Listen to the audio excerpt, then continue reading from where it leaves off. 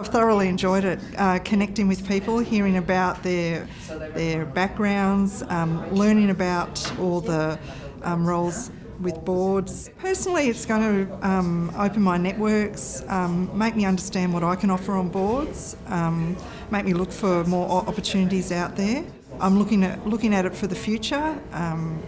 Currently, in the position that I'm working in, I'm crystal ball gazing that there's probably some more opportunities out there to be involved with boards and just to integrate more with the community that I'm working in at the moment. I'm really passionate about women working in these senior roles. I come out from a rural background, so I know what it's like for women to try and work in a male-dominated area. So joining in with this group, I thought we've got a united front and we can listen to common stories and we can feel empowered that we're doing, following what we actually want to do. The support is a big draw card, and understanding that you can give it a go and that you've definitely got common ground and people that you can talk to about it. Look, I would say definitely sign up. If you feel like you're hesitant to, just sign up and start with the Getting Started workshop, and then you can just bite off little pieces as you go. But from